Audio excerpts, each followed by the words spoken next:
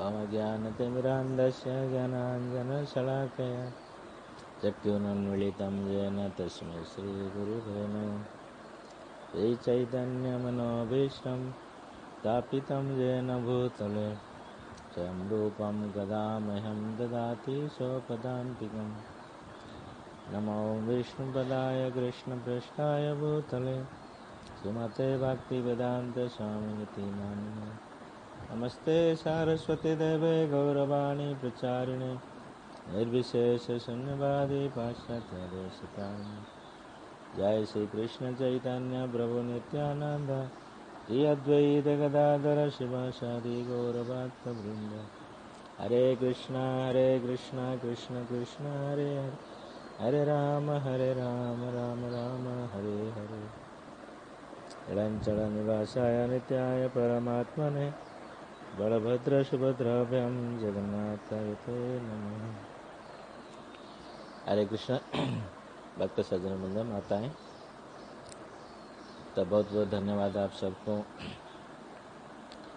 कि आप लोग बड़े आग्रह किए कि जगन्नाथ जी के बारे में कुछ श्रवण करने के लिए।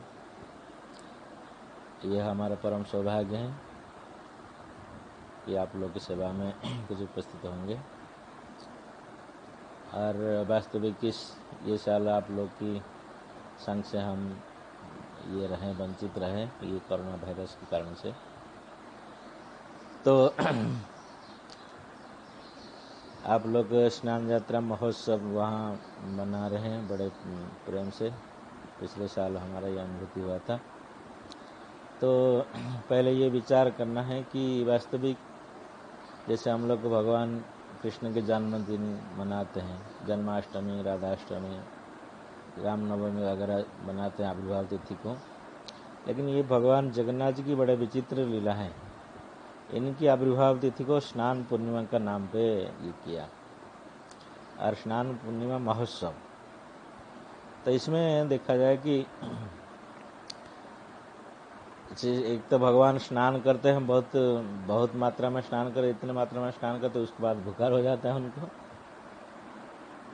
और उसके बाद महोत्सव कहा जाता है, उसको उत्सव कहा जाता है, और स्नान यात्रा महोत्सव भी कहा जाता है।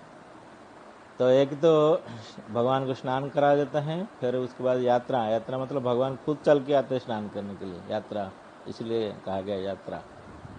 भगवान अपने अंतपुर से, अपने जो सिंहासन है, मूल वेद सिंहासन से, वहाँ से भगवान खुद चल के आते हैं स्नान वेदी को, मंडप का ऊपर। और उत्सव क्यों कहा गया? उत्सव मतलब ये बड़ा उत्साहित रूप से भगवान ये भक्त लोग उसको पालित करते हैं। ये भक्ति का विशेष करके एक अंग है कि उत्साह। जैसे हम लोग रूप गोस्वामी का उपदेशामृत में सुनते हैं, उत्साह निश्चय धैर्यात् तत्त कर्म प्रवर्तनात्। तो भक्ति में उत्साह बहुत महत्व जरूरी है। तो इसलिए ये स्नान यात्रा महोत्सव कहा जाता है। स्नान करते हैं और भगवान को यात्रा करके आते हैं और उत्सव मनाते हैं भक्त लोग। तो इसमें क्या होता है, इसको उत्सव जब मनाते हैं, इसका उद्देश्य क्या है मनाने का स्नान यात्रा महोत्सव? जैसे भगवान कहते हैं कि भगवद गीता में, जन्म कर्म चा में दिव्यम जो मैं व्यति तत्वतः त्यक्त्वा देहम पुनर्जन्म नहीं तुमावति सर्जन।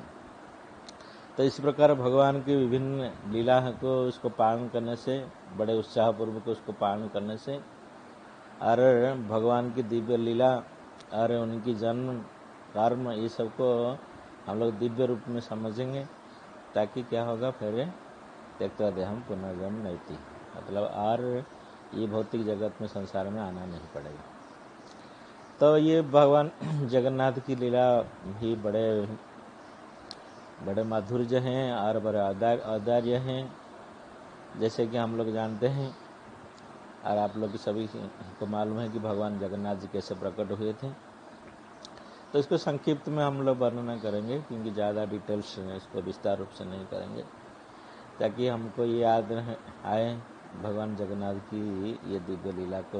ये और जगन्नाथपुरी धाम की बड़े विशेषता है। हम लोग देखें, जैसे जितने सारे धाम हैं हम लोग जैसे देखते हैं, जैसे मायापुर धाम है, वृंदावन धाम है, द्वारिका धाम, बद्रीनाथ धाम जो है, ये धाम हमेशा रहते हैं, ब्रह्मा जी का जीवन काल में हमेशा रहते हैं। और जिस समय भगवान आके वहाँ लीला करते उसी धाम का उसी समय महात्मा बढ़ता है। फिर बाकी समय लेकिन वो गुप्त रूप में रहता है। और इसी धाम में क्या करते हैं, भगवान एक ही रूप में प्रकट होते हैं हर एक धाम में। द्वारका में जैसे भगवान आए, कृष्ण मथुरा में आए, और यहाँ कलि युग में चैतन्य महाप्रभु से नवद्वीप धाम में आए, तो एक ही रूप में प्रकट होते हैं लीला में। लेकिन यहाँ पे ये जगन्नाथपुरी धाम में ये दो रूप में प्रकट होते हैं। ये नीलाचल धाम का महात्मा में स्कंद पुराण में वर्णित है। ब्रह्मा जी की जो आयु है 100 साल की है, और इसी 100 साल के जो 50 साल है उसके प्रथम पराध्य कहा जाता है। तो उसी प्रथम पराध्य में भगवान श्री नीलमाधव विराजमान करते हैं इसी जगह में जहाँ जगन्नाथ मंदिर है। और दूसरे जो पराध्य है 51 साल जब से शुरू हो जाएगा ब्रह्मा जी को, तब से नीलमाधव वहाँ से अंतर्ध्यान हो जाते हैं, और फिर भगवान श्री जगन्नाथ बलदेव सुभद्रा सुदर्शन चतुर्धा मूर्ति दारू रूप में विराजमान होते हैं। तो इसकी लीला आप लोग खुद जानते हैं, और स्कंद पुराण में वर्णन है कि जैसे सत्ययुग की बातें हैं, अवंतीपुर में थे बहुत धार्मिक राजा थे इंद्रदम्न के नाम में। तो भगवान विष्णु के बड़े भक्त थे इंद्रदम्न महाराज। तो लेकिन उनकी सेवा पेटी तो सब कुछ कर रहे थे, मंदिर था ये था, लेकिन उनके मन में ये बड़ा जिज्ञासा हो रहा था कि भगवान तो जैसे राजा इंद्रदम्न ने विश्वावसु को बुलाए, तो विश्वावसु तो बहुत दिन से नीलमाधव की विरह में अपने घर में पड़े थे। तो जैसे उनको खबर पहुंचा कि ऐसे नीलमाधव ने ऐसे लकड़ी का रूप में ये दारू रूप में प्रकट हुई है, आपको राजा ने बुलाया उनको, तो तुरंत वहां से दौड़ के आया ये विश्वावसु सबर ने, और जाके इतने बड़े जो दारू था जिसको कि हजार हजार लोग हाथी इतने सारे ये नहीं उठा पा रहे थे, तो 2 हाथ में उसको उठा के लेकर आ गए। यही भक्त का इसमें भगवान केवल भक्त के द्वारा बंधन में पड़ते, दूसरा कोई साहस नहीं कर सकता भगवान को बांधने। और विश्वावसु का ऐसे जो वात्सल्य स्नेह है, उसी स्नेह में पराधीन हो गए। भगवान ने क्या किया, इतने बड़े लकड़ी जो आया था उसको इतना हल्का कर दिया भगवान ने। तो विश्वावसु ने तो इसको 2 हाथ में ऐसे उठा के लेकर आ गए, उनको कोई जरूर नहीं पड़ा कि। तो आने के बाद फिर उनको एक घर में रखा गया। तो उसमें राजा ने फिर बहुत सारे शिल्पी कारीगर को बुलाए उसमें मूर्ति बनाने के लिए। मूर्तिकार बहुत आए, सब निरर्थक हुए, किसका सामान सब टूट गया, ऐसे करते करते कोई ये नहीं कर पाए, और पत्थर जैसे टाण हो गया इतना, और उनकी कोई कारीगर का ये काम नहीं किया। तो राजा का पहरा हताश आ गया कि क्या भगवान की कैसा लीला है, कैसे भगवान परीक्षा लेना चाहते हैं। तो उन्होंने फिर भगवान को उपवास रख के भगवान को प्रार्थना किया। भगवान बोले कि अरे ये कोई साधारण दारू नहीं है, ये कोई साधारण लकड़ी नहीं है, इसमें साधारण मिस्त्री कोई काम नहीं कर सकते। तो इसमें हम खुद आएंगे, एक ब्राह्मण दूसरे दिन में आएगा अनंत महारण करके, तो उनको आप नियुक्त करना इस काम पे।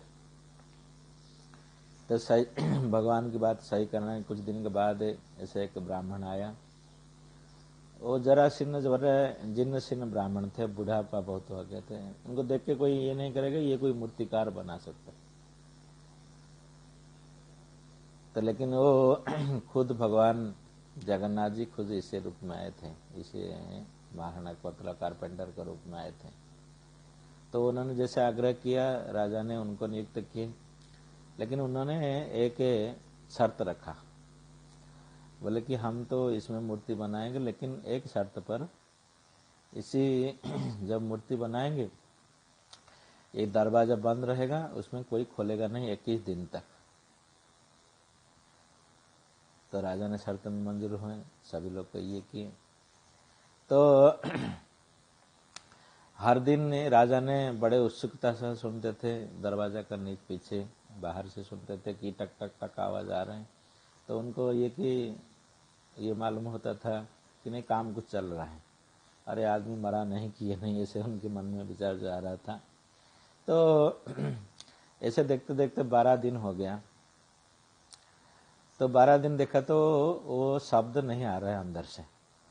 तो उनका मन में बड़ा शंका अभी आ गया कि क्या हुआ, ये आदमी मर गया कि क्या हुआ, मूर्ति आधा नहीं हुआ। ऐसे ऐसे बहुत बेहतर मन हो गया। लेकिन उनको ये था कि उन्होंने ये हमको वचन दिया था कि नहीं खोलने के लिए। तो फिर भी उन्होंने सोचा कि बूढ़े आदमी है, काम करे तो मर जाएगा तो हमारे ऊपर दोष लगेगा। तो ऐसे करके दरवाज़ा खोल दिया। जब खोल दिए तो फिर वहाँ देखे जगन्नाथ, बलदेव, सुभद्रा ऐसे रूप में प्रकट हुए। तो इसी रूप में प्रकट हुए। तो उन्होंने सोचा कि अरे ये तो इसमें हाथ तो पूरा नहीं हुआ, पैर नहीं है, इसमें आँखें से पूरा बिल्कुल नहीं पड़ा, तो शायद ये आधा अधूरा कोई ये है।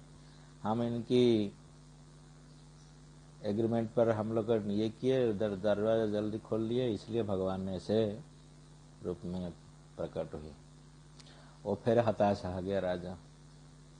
लेकिन हताश आने से भगवान, वास्तविक भक्तों के हताशा का एकमात्र भगवान ही उनको ये सांत्वना देने वाले हैं। तो भगवान उनको फिर आकाशवाणी किया कि इसमें ये नहीं, यही रूप में हम प्रकट होना चाहते हैं, ये आधा अधूरा नहीं, ये पूर्ण रूप में। इसलिए आप इसको मत सोचिए। लेकिन अभी क्या करना है, मूर्ति तो बन गया, आप हमारे लिए एक मंदिर बनाओ, और मंदिर बनाने के बाद जाओ ब्रह्मा जी के पास। ब्रह्मा जी आके उसको प्रतिष्ठा करेंगे, हमारा ये विग्रह का प्रतिष्ठा करना। तो दूसरे प्रसंग हम लोग देखते हैं कि कई लोक कथा में है कि ये जो 21 दिन का एग्रीमेंट था राजा और मूर्तिकार का बीच में, 21 दिन में राजा ने कितना दिन में खोला, 12 दिन में खोल दिया ना।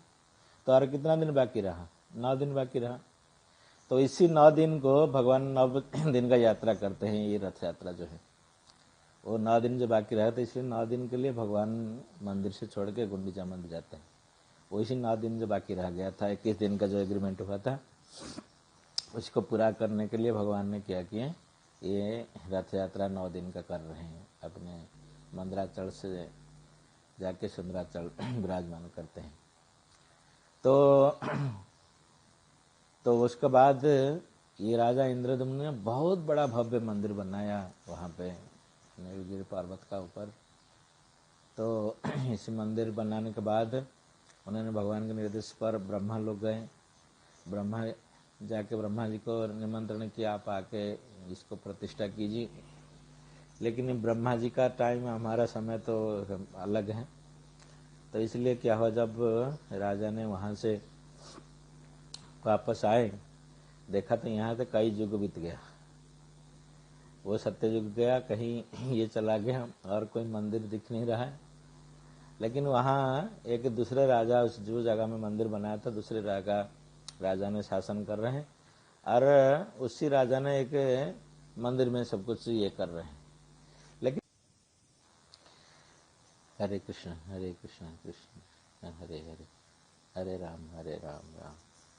तो बहुत बहुत धन्यवाद आप सबको, मॉरिशस में भक्त वृंद, वैष्णव वृंद को। तो हम ये आशा रखते हैं कि इसी जगन्नाथ की छोटा कथा हम जो कोशिश किए करने के लिए, इसमें आप लोग की जगन्नाथ के प्रति भक्ति भाव ये बढ़ेगा और आप में भक्ति में उन्नति होगा।